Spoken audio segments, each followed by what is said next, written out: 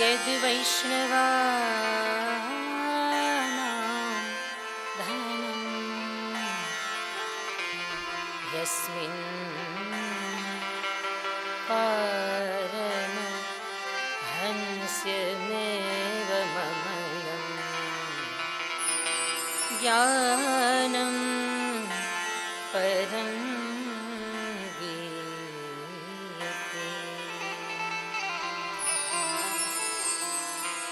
बोली श्री भागवत भगवान की जय। कृष्ण कन्हैया लाल की जय। श्री हनुमान जी महाराज की जय। श्री सद्गुरुदेव की जय।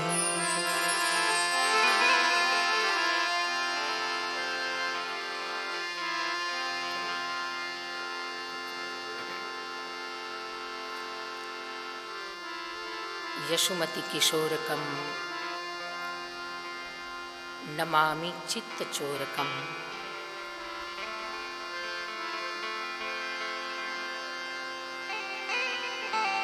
परम आराध्य देव श्री हनुमान जी महाराजना चरणों में वंदना। परम अवधूत श्री केशवानंद बापू कि जेमनी दिव्य ज्योति अपने सौने एक दिव्य प्रकाश पंथ तरफ लई जई रही है, अपना सौना मन ने अजवाड़ी रही है। पूज्य बापजीना चरण में वंदना। महामंडलेश्वर पूजनीया माँ दर वर्षे सारस्वतना माध्यम थी पूज्य मानी अवधूति मस्ती अने अवधूति वाणीनो आपणे सौने लाभ मळे छे, कृपा प्रसाद प्राप्त थाय छे अने एमनी पासे अमारी वाणी पावन करवानो लाभ अमने पण मळे छे। पूज्य माना चरणों में वंदना। मारा सद्गुरुवर्य के नानपणथी जेमनी आंगળી पकड़ीने आ व्यासपीठ बेसवानुं सौभाग्य प्राप्त थयुं। व्यासपीठ पर बेसीने बोलता शीख्या, क्यारेक अर्धी कलाक क्यारेक कलाक। एवा मारा पूज्य काकाश्री परम विद्वद्वर्य श्री कन्यालालजीमना चरणों में वंदना करीश। अहींया बिराजमान सर्वे ग्रंथ गुणानुरागी वक्ताश्रीओ, भारत के भविष्य की धरोहर आप सभी वेदज्ञ, वेद पाठी विद्यार्थी गण, आचार्य गण, संगीत वृंद एवं आप सर्वे विराजमान भागवतना रसिक श्रोताजनों। आ अवधूति भूमि छे अने अवधूति भूमि पर अवधूति गाथा गावानो, परमहंसनी कथा कहवानो आनंद ज कंईक और होय छे, कंईक अलौकिक आनंद होय छे, कारण के भूमि ज अवधूति छे। जो कि भागवत जीना वक्ता शुकदेवजी पण परमहंस, तो सन्मुख बैठेला परीक्षित सहितना बधा ज श्रोताओ बधानी स्थिति पारमहंसीय छे। अत्रे वशिष्ठ चवनः श्रद्वान अरिष्टनेमी भृगुअंगिराश्च पराशरो गाधिसुतोथ राम उतथ्य इंद्र पमरेद्मवाहो। आ बधानी स्थिति पारमहंसीय। तो वक्ता पण परमहंस, श्रोता पण परमहंस अने गाथा पण पारमहंसीय। वैयासिक्याम पारमहंस्याम संहितायाम। तो संहिता पण परमहंसोनी अने एमांय पंचम स्कंद एटले तो आखुं चरित्र ज परमहंसोनुं छे। खरेखर जो अवधूति मस्ती शुं छे, पारमहंसीय स्थिति शुं छे, जो दर्शन करवा होय ने तो पंचम स्कंद में जवुं ज पड़े। प्रियव्रत थी लईने भरतजी सुधी, एटले कि भागवत थी लईने महाभागवत सुधी। पंचम स्कंदना प्रारंभ में ज व्यास जी ने प्रियव्रत जी के लिए श्लोक लिख दिया और परीक्षित जी ने પરીક્ષિતજી એ શ્લોક બોલ્યા કે મહારાજ, પ્રિયવ્રતો ભાગવત આત્મા રામ કથમ મુને ગૃહે રમતયન્મૂલઃ કર્મ બંધ પરાભવ. પ્રિયવ્રતો ભાગવત. પ્રારંભમાં જ પરીક્ષિતજી બોલ્યા, પ્રિયવ્રતો ભાગવત. પ્રિયવ્રત કેવા છે? ભાગવત છે. ભાગવતનો અર્થ જ છે ભક્ત. આ ભક્તોનું ચરિત્ર છે એટલા માટે નામ છે ભાગવત. ભાગવત એટલે ભગવાન. આ ભગવાનનું ચરિત્ર છે એટલા માટે ભાગવત.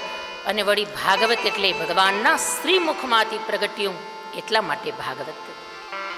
તો પ્રિયવ્રત ભાગવત છે.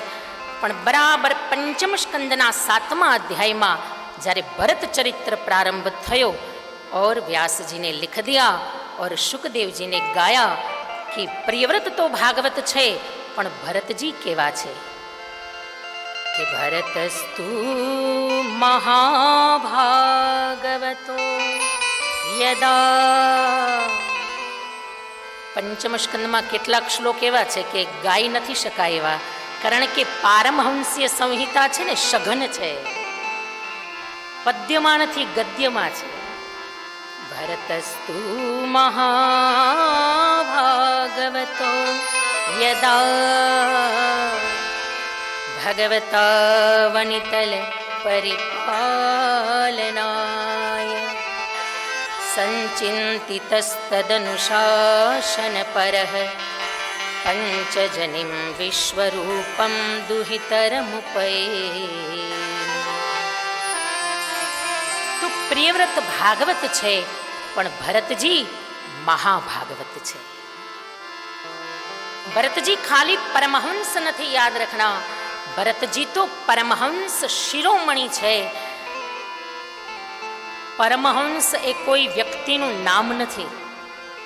પરમહંસ એ કોઈ વસ્ત્ર નથી.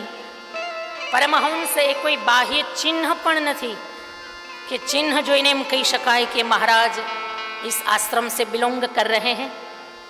એ કોઈ વસ્ત્ર નથી, એ કોઈ નામ નથી, એ કોઈ બાહ્ય ચિહ્ન નથી.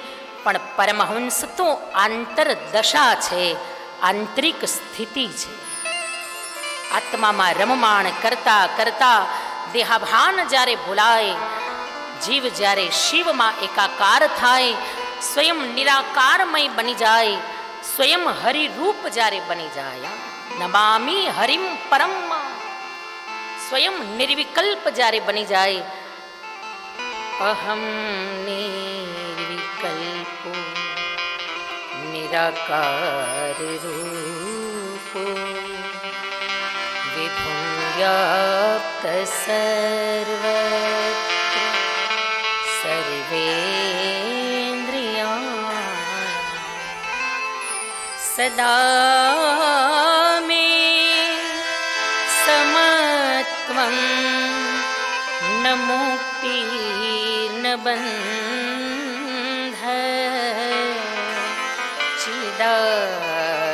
चिदानंद रूप शिवोहम शिवोहम.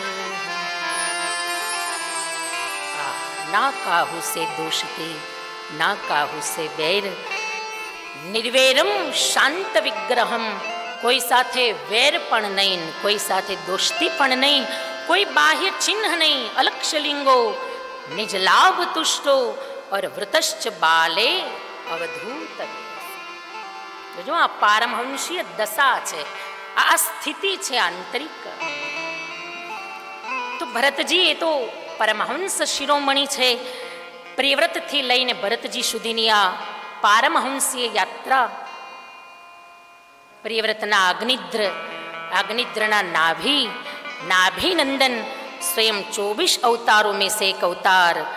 प्रथम तीर्थंकर वैष्णवोना केशरियाजी એવા શ્રી ઋષભદેવજી મહારાજ અને એ ઋષભદેવજીના સૌથી જ્યેષ્ઠ અને શ્રેષ્ઠ પુત્ર એટલે ભરતસ્તુ મહાભાગવતો. ઋષભદેવજીના જ્યેષ્ઠ પુત્ર એટલે શ્રી ભરતલાલજી મહારાજ. ઋષભનો અર્થ જ છે શ્રેષ્ઠ. ઋષભ શબ્દનો અર્થ જ થાય છે શ્રેષ્ઠ, અને શ્રેષ્ઠને ત્યાં શ્રેષ્ઠતમ જ પ્રગટ થાય. ઋષભદેવજી શ્રેષ્ઠ છે તો ભરતજી શ્રેષ્ઠતમ છે. ઋષભદેવજી જ્ઞાની પરમહંસ છે તો યાદ રહે ભરતજી ભક્ત પરમહંસ છે. જ્ઞાનીનું ઉપદેશ જગત માટે કથા બની જાય, જ્યારે ભક્તનું તો જીવન જ જગત માટે કથા બની જાય. જ્ઞાનીનું કથન અનુસરણીય છે, જ્યારે ભક્તનું જીવન અનુસરણીય છે. જ્ઞાની એવું માને કે બ્રહ્મ સત્ય અને જગત મિથ્યા, જ્યારે ભક્ત એવું માને કે બ્રહ્મ સત્ય પણ જગત એ જગદીશનું સ્વરૂપ છે અને એને પરમાત્મામય માનીને એની સેવા કરે. આ ભક્ત છે. જ્ઞાન નિવૃત્તિ માર્ગ દ્વારા મુક્તિ સુધી લઈ જાય, જ્યારે ભક્તિ તો પ્રેમ માર્ગ દ્વારા પરમાત્મા સુધી લઈ જાય. અને એટલા માટે જ ગમે એટલું જ્ઞાન હોય ને તોય ભક્તિ પાસે તો આવવું જ પડે, કારણ કે આખરે જ્ઞાનની જનની તો ભક્તિ જ છે.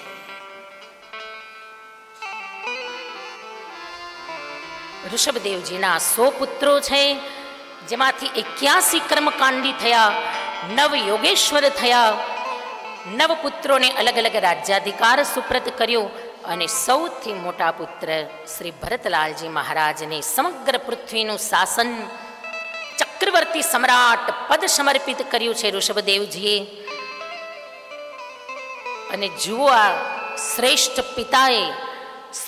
પિતા ઋષભદેવજીએ દીકરાને શ્રેષ્ઠતમ બનાવવા માટે ખાલી દેશ જ નથી આપ્યો, સાથે સાથે ઉપદેશ પણ આપ્યો છે.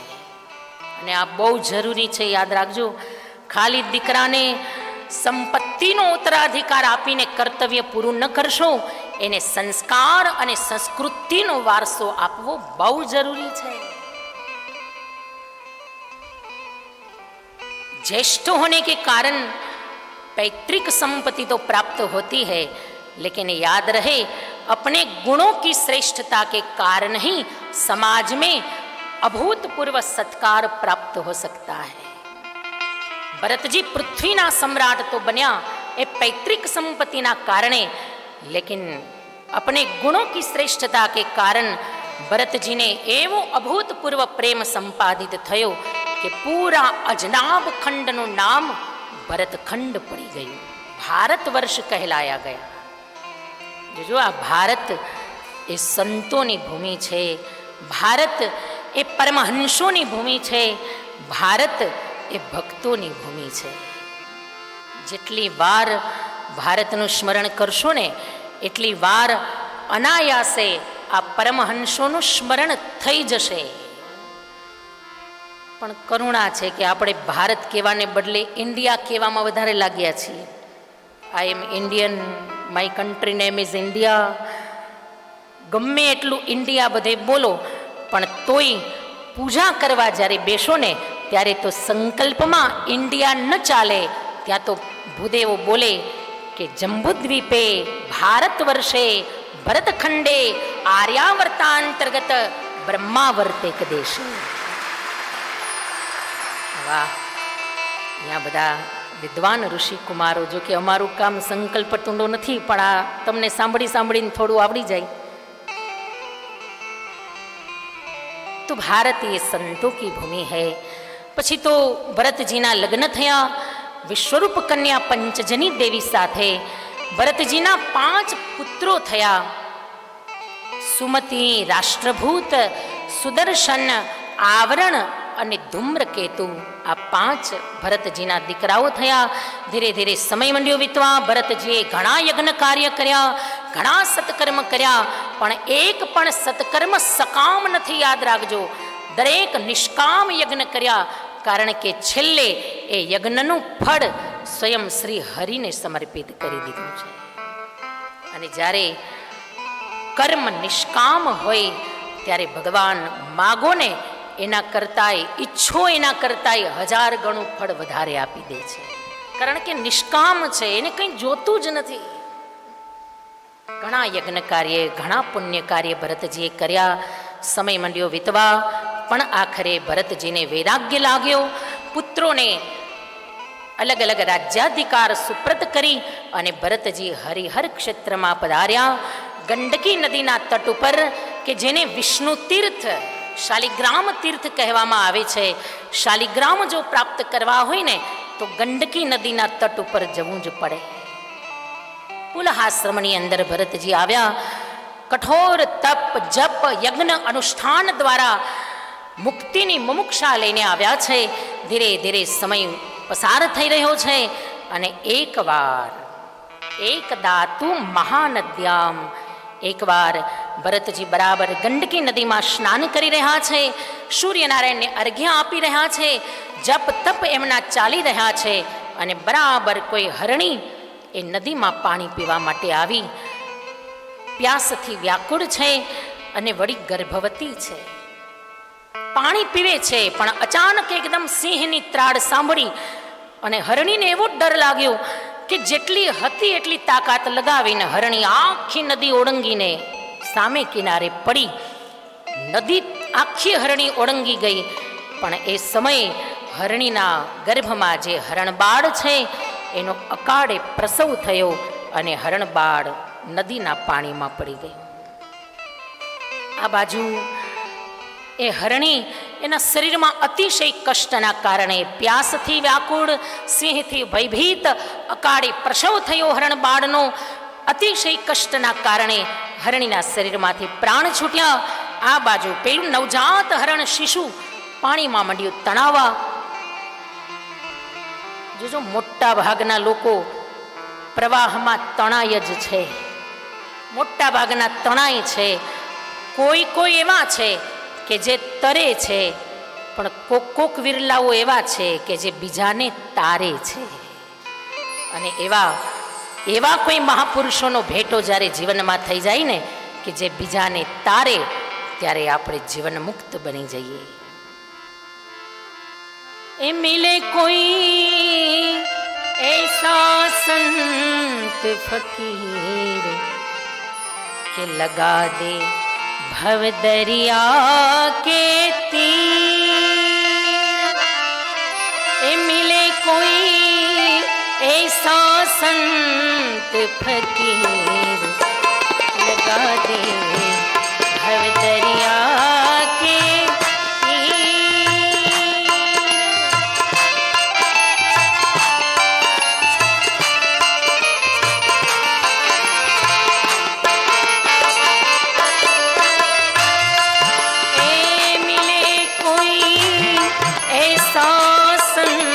फकीर लगा दे भव दरिया के तीर. मिले कोई ऐसा संत फकीर पहुंचा दे भव दरिया में लगा दे भव दरिया के लगा दे भव दरिया के तीर. मिले कोई ऐसा संत फकीर કે લગા દે ભવ દરિયા કે તીર.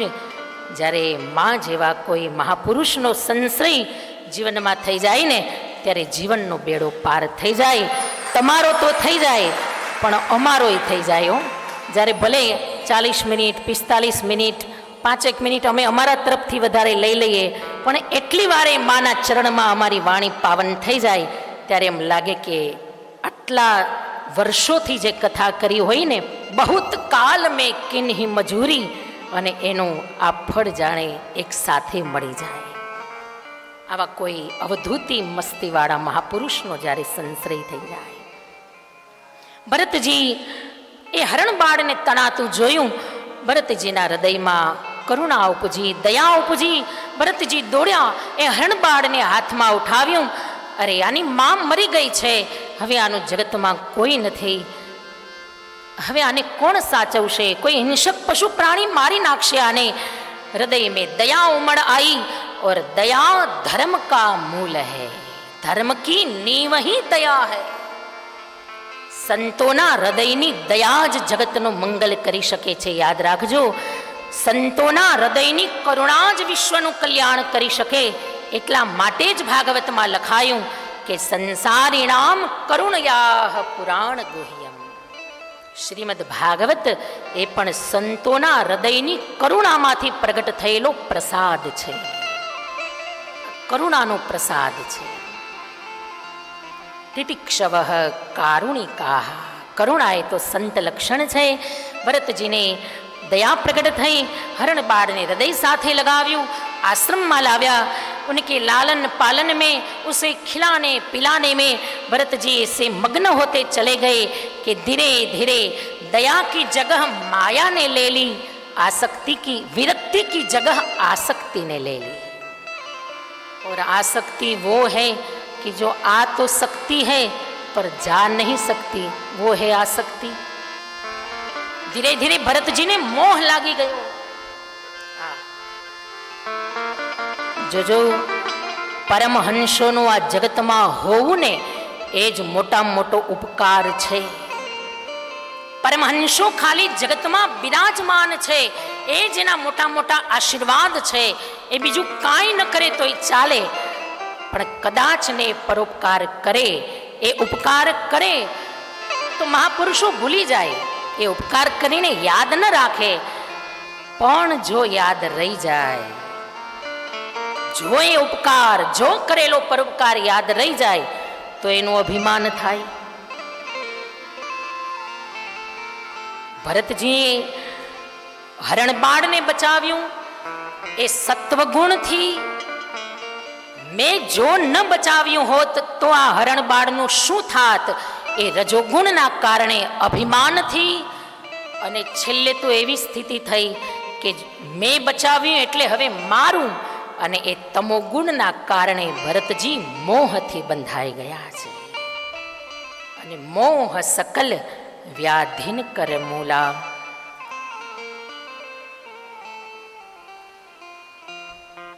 ક્રોધને અને અભિમાનને આંખ છે, પણ મોહ આંધળો છે, યાદ રાખજો.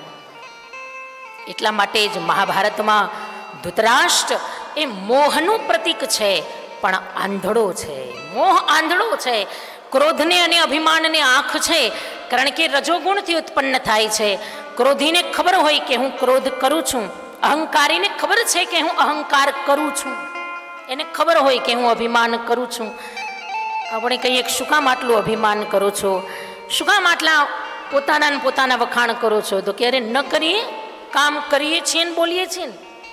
અરે પણ તમારે ક્યાં બોલવાની જરૂર છે? તમારું કામ બોલશે, તમારી કાર્ય કુશળતા બોલશે, તમારું કૌશલ્ય બોલશે.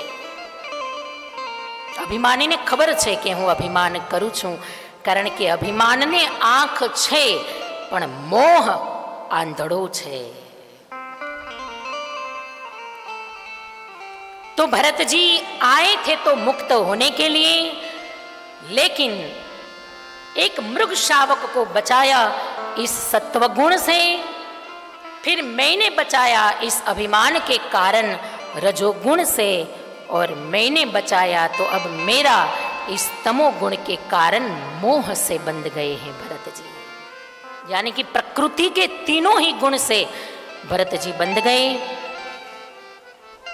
जो खाली आ एक पुण्य कार्यની અંદર છે તો પુણ્ય કાર્ય, કોઈને બચાવવાનું પુણ્ય કાર્ય કરવા ભરતજી ગયા, અને એમાંય થોડી સાવધાની હટી અને ભરતજીને નવા 2 જન્મ લેવા પડ્યા. તો વિચાર તો કરો, માણસ બેફામ જીવન જીવે, પાપ ઉપર પાપ કર્યા જ કરે, તો એ કેટલા જન્મોનું એડવાન્સ બુકિંગ કરી લેતો હશે. ખાલી પુણ્ય કાર્યમાં સાવધાની હટી તો એ ભરતજીને 2 જન્મ લેવા પડ્યા. હરણની અંદર એટલા આસક્ત થયા છે ભરતજી. પછી તો ભગવાનનું સ્મરણ છૂટ્યું, હરિનું સ્મરણ છૂટ્યું, હરિનું સ્મરણ શરૂ થયું. હરિમ નયતિ ઇતિ હરિણમ. જે હરિને લઈ જાય એ હરિણ છે. એકવાર એ હરિણ બાળ બીજા હરણના ઝુંડને જોઈ એની સાથે ચાલ્યું ગયું.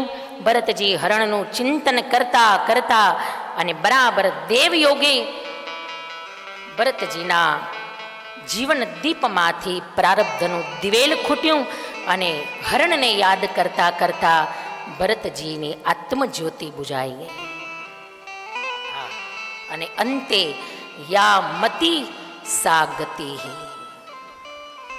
હોઠ સુધી આવેલો અમૃતનો પ્યાલો ઢોળાઈ ગયો. ભરતજી લક્ષ્યથી ચ્યુત થયા. લક્ષ્યથી ચ્યુત થાય તો ભ્રષ્ટ થાય, પણ આ તો યોગના લક્ષ્યથી ચ્યુત થયા એટલે યોગ ભ્રષ્ટ થયા. બરાબર યોગનું લક્ષ્ય છે, શિખર સુધી પહોંચવાની તૈયારી છે, પણ પહોંચતા પહોંચતા લક્ષ્ય થોડું ચૂકાઈ ગયું, ધ્યાન થોડું હટી ગયું અને યોગમાંથી ધ્યાન હટ્યું એટલે યોગનું લક્ષ્ય ચૂકી ગયા. યોગના લક્ષ્યથી ચ્યુત થયા અને એટલે ભરતજી યોગ ભ્રષ્ટ થયા. તો પ્રશ્ન એ પણ થાય કે તો શું પૂર્વે કરેલું સત્કર્મ નિષ્ફળ જાય? આટલા વર્ષો જે કર્યું પુણ્ય કાર્ય કર્યા, શું એ નિષ્ફળ ગયું? ભગવાને ગીતામાં કહ્યું, ના, નિષ્ફળ જતું નથી. નહીં કલ્યાણ કૃત કશ્ચિદ દુર્ગતિમ તાત ગચ્છતિ. કરેલું કોઈનું નિષ્ફળ જતું નથી. યાદ રાખજો, તમે જે સત્કર્મ જીવનમાં કરો છો ને એ ક્યારેય નિષ્ફળ જતું જ નથી. આજ નહીં તો કાલ એનું ફળ મળે ને મળે જ છે.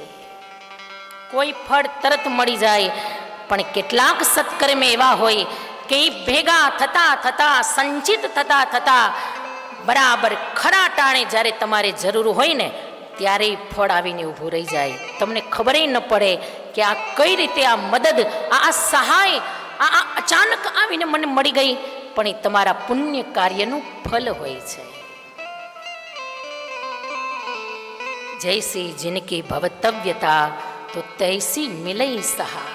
જેવી જેની ભવ્યતા, જેવું જેનું પુણ્ય કાર્ય, સમયે સમયે એવું ફળ ભગવાન આપી જ દે છે.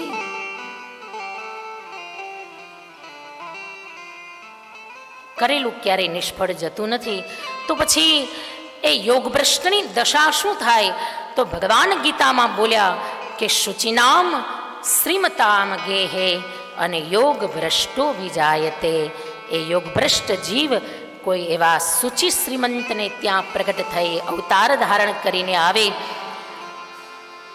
શ્રીમંત એટલે ખાલી પૈસાથી શ્રીમંત નહીં, વિચારોથી શ્રીમંત હોય. જે પરિવારમાં સંસ્કારની શ્રીમંતાઈ હોય, વિચારોની શ્રેષ્ઠતા હોય, ગુણોની શ્રીમંતાઈ હોય, અને એવા પરિવારમાં જ્યારે જન્મ મળે ને ત્યારે માનજો કે આપણા પૂર્વજન્મના સદભાગ્યનું ફળ છે. એવા પરિવારમાં જ્યારે જન્મ મળે ત્યારે લાવો લૂંટી લેજો.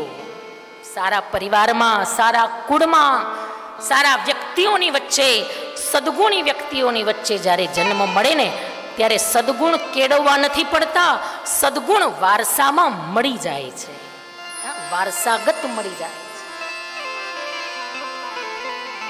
ભરતજી હરણને યાદ કરતા કરતા મર્યા. બીજા જન્મની અંદર ભરતજી કલંજર પર્વત ઉપર હરણ થયા. કથા તો બડી સુંદર હૈ, પણ ભરતજીના પૂર્વજન્મના યોગ બળે ભરતજીને પૂર્વજન્મની સ્મૃતિ છે કે હું ભરત હતો, ચક્રવર્તી સમ્રાટ હતો. બાકી પૂર્વજન્મની સ્મૃતિ કોઈને રહેતી નથી. ભગવાન એની ઉપર પડદો પાડી દે છે. અને આમ તો સારી વાત છે, પડદો પાડી દે છે, નહીંતર આપણે જીવીએ ન શકીએ ને. પૂર્વજન્મ જો યાદ રહીએ તો જીવી કેમ શકાય?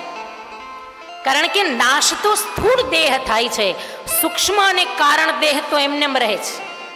સ્થૂળ દેહ વારે વારે બદલાય છે, પણ સૂક્ષ્મ અને કારણ દેહ એમનેમ રહે છે. એટલે પૂર્વજન્મની સ્મૃતિ તો આપણને હોય છે, પણ ભગવાન એની ઉપર પડદો પાડી દે છે. જ્યારે ભરતજીને પૂર્વજન્મની સ્મૃતિ યાદ છે, ફરી પાછા એ ગંડકી નદીના તટ ઉપર આવ્યા. કમર સુધી પાણીમાં ઉભા રહી કઠોર તપસ્યા કરી અને ભરતજીએ મૃગદેહ છોડ્યો. અને ત્રીજા જન્મની અંદર ભરતજી મહારાજ આંગીરસ ગોત્રી બ્રાહ્મણને ત્યાં ફરીવાર ત્રીજા જન્મની અંદર બ્રાહ્મણ જન્મ ધારણ કરીને પ્રગટ થયા અને યોગાનો યોગ ત્રીજા જન્મની અંદર પણ નામ પડ્યું ભરત. ભરતજીને 2 જન્મો યાદ છે. ચક્રવર્તી સમ્રાટ હતો, હરણ થયો, હવે ફરીવાર ભગવાને બ્રાહ્મણને ત્યાં જન્મ આપ્યો છે. પણ હવે આ વખતે ભૂલ કરવા નથી આવ્યો, ભૂલ સુધારવા આવ્યો છું. પિતાએ યજ્ઞોપવિત આપ્યા, ગાયત્રી મંત્ર શીખડાવ્યો, પણ ભરતજી કંઈ બોલવા તૈયાર નથી. મૌન બનીને વિચરણ કરી રહ્યા છે. કારણ કે જો બોલીશ તો સંગ થશે, સંગ દોષ થશે, વળી જીવનનું પતન થશે. અને ભરતજી પાગલની જેમ વિચરણ કરે છે.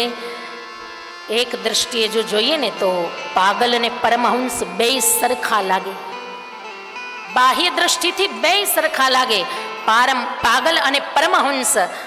પણ એકે પોતાના પ્રારબ્ધવશ સમજદારી અને બુદ્ધિ ગુમાવી દીધા છે એટલે પાગલ બન્યો છે, અને એકે પોતાના પુણ્ય ફલના કારણે સત્યની સમજદારી પ્રાપ્ત કરી લીધી છે એટલે એની દશા પારમહંસીય બની ગઈ છે. પછી તો પિતા ગયા, માતાનું પણ દેહાંત થયું અને ઓરમાન ભાઈઓ સાથે ભરતજી રહે છે. ભાઈઓએ ખેતીવાડીનું ધ્યાન રાખવા મોકલ્યા, પણ ભરતજી તો સામેથી બધા પશુ પંખીઓને બોલાવે, પધારો ભાઈ, આ બધા ઉપર તમારો અધિકાર છે. ભાઈઓ ખીજાયા, કાઢી મૂક્યા ઘરમાંથી ભરતજીને. ભરતજીએ કહ્યું, સારું થયું, આમ તો મારે જાવું જ તું, ભલું થયું ને ભાંગી જંજાળ, સુખે ભજશું શ્રી ગોપાલ. ભરતજી વનમાં મંડ્યા જવા, અને બરાબર એ સમયે વનમાં કોઈ ભીલોનો સરદાર એને પુત્ર માટે ભગવતી ભદ્રકાલીને નરબલી ચડાવવો છે, અને નરબલી શોધવા માટે સૈનિકો નીકળ્યા અને હાથમાં આવ્યા ભરતજી. ભરતજીને પકડીને મા ભગવતીના મંદિરે લાવ્યા.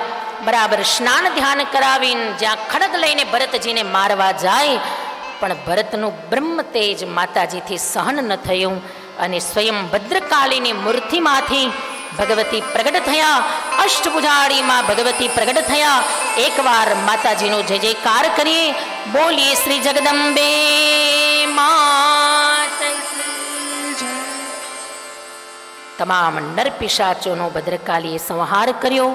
અને અહીંયા ભરતજીએ માની પ્રાર્થના કરી, મા મત્સમઃ પાતકી નાસ્તિ પાપગ્નિ તત્સમાનહિ એવં જ્ઞાત્વા મહાદેવી યથા યોગ્યમ તથા કુરુ. માની પ્રાર્થના કરી ભરતજી ત્યાંથી આગળ ગયા. બરાબર ઇક્ષુમતી નદીના તટ ઉપર સિંધુ સોવીર પતિ રાજા રહુગણ પાલખીમાં બેસીને જાય છે તો કપિલ નારાયણના આશ્રમે સત્સંગ કરવા માટે. પણ 4 જણા પાલખી ઉપાડવા જોઈએ, એમાં એક જણો કંઈક આડો અવળો થયો. સૈનિકો ચોથાને ગોતવા નીકળ્યા અને એમાં હાથમાં આવ્યા ભરતજી. ભરતજી પાલખી ઉપાડીને મંડ્યા ચાલવા. પણ જોજો આ જન્મમાં ભરતજી બહુ સાવધાની રાખે છે. કાયિક, વાચિક, માનસિક પાપ ક્યાંય થવું ન જોઈએ. માનસિક પાપ ન થાય એટલા માટે સતત પ્રભુનું સ્મરણ, વાચિક પાપ ન થાય એટલે સતત મૌન. મૌનનો પણ એક મહિમા છે, જો રાખી શકાય તો ક્યારેક ક્યારેક મૌન રાખવું, વાણીનું મૌન. અને એમાંય જો મનનું મૌન લાગી જાય ને તો નિર્વિકલ્પ સમાધિ લાગી જાય. પણ મનનું મૌન થોડું કઠિન છે, વાણીનું રહે તો એ ઘણું છે. અને કાયિક પાપ ન થાય એટલા માટે ભરતજી બરાબર સાવધાની રાખે છે કે ક્યાંય શરીરથી કોઈ જીવની હિંસા ન થાય. કોઈ કીડી મકોડાને જુએ એટલે ભરતજી છલાંગ મારે. કોઈ ચલે હાથી ઘોડા પાલખી મંગાઈ કે, પર સાધુ ચલે નંગે પામ કીડી આ બચાઈ કે. ભરતજી છલાંગ મારે, રહુગણને પાલખી માથામાં મંડી લાગવા મંડ્યું, એકદમ બહેકવા મંડ્યું, એકદમ અપશબ્દ કહેવા. અરે કોણ છે આ, બરાબર પાલખી નથી ચલાવતા. કહારોએ કહ્યું, મહારાજ અમે તો બરાબર ચાલીએ છીએ, પણ આ નવો જે આવ્યો છે ને એ વારે વારે છલાંગુ મારે છે. અને રહુગણે ભરત સામે જોયું, અરે કોણ છે તું? હૃષ્ટપુષ્ટ 5 હાથ પૂરો છે, છતાંય બરાબર ચાલતો નથી. અરે જીવતા મરેલા જેવો છે. મંડ્યો અપશબ્દ કહેવા. અને હવે ભરતજીએ વિચાર કર્યો કે હવે આને સત્યનો પંથ બતાવવો પડશે, કારણ કે મારા ખંભા ઉપર એને મેં બેસાડ્યો છે. સંતના ખંભા ઉપર જે બેસે ને, સંત ક્યારેય એનું પતન થવા દેતા નથી. સંત કાં તો હાથ પકડે નહીં, અને જો હાથ પકડે તો ક્યારેય એને પડવા ન દે. અને વળી એ મને ગાળો આપે છે, એને ખબર નથી હું બ્રાહ્મણ છું. બ્રાહ્મણને જો ગાળો આપશે તો એ નરકમાં જશે, અને સત્સંગી જીવ નરકમાં જાય એ યોગ્ય ન કહેવાય, કારણ કે આખરે તો સત્સંગી જીવ છે, સત્સંગ કરવા જાય છે. એટલે એને મારે ઉપદેશ આપવો પડશે. ભરતજીએ કહ્યું, હે રહુગણ, હે રાજન, તું ક્યારનો મને અપશબ્દ કહે છે જીવતા મરેલા જેવો છે.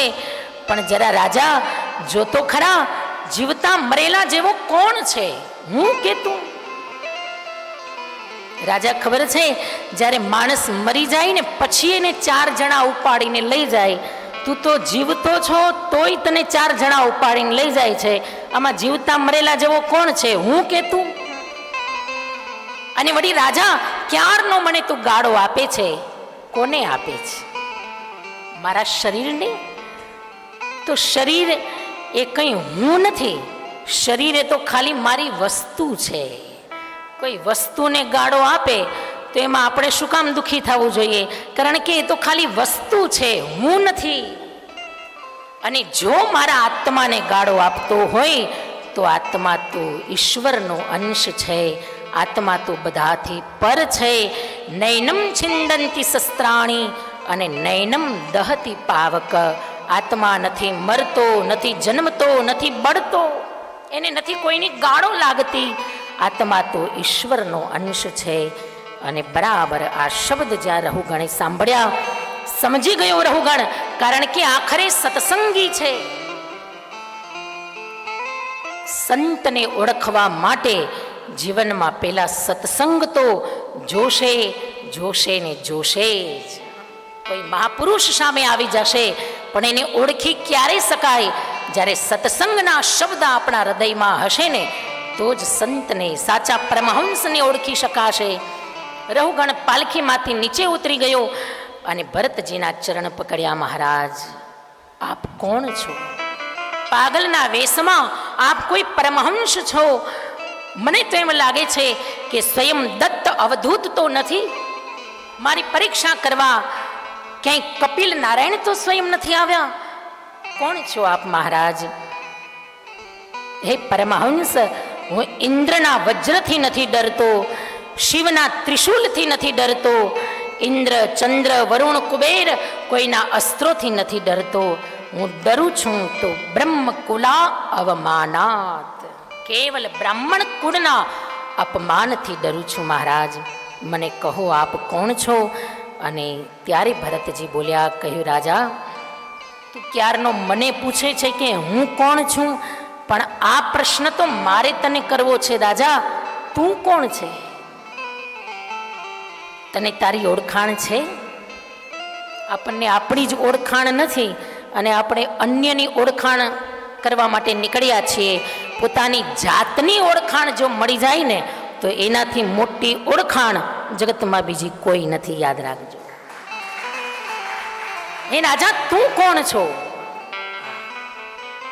અને પછી તો અહીંયા ભરતજીએ બહુ સુંદર ભવાટવીનું વર્ણન કર્યું.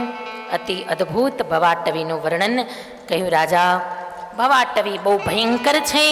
તું, હું, આપણે બધા જ આ ભયંકર ભવાટવીમાં ભૂલા પડેલા મુસાફરો છીએ.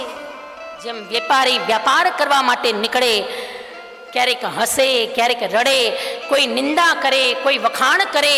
6 ડાકુઓ એને વનની અંદર લૂંટી જાય છે. એમ આ જીવ એ પણ વ્યાપારી છે. કામ, ક્રોધ, મોહ, લોભ, મદ, મત્સર, આ ડાકુઓ બધા એને રાત દિવસ લૂંટ્યા જ કરે છે, લૂંટ્યા જ કરે છે.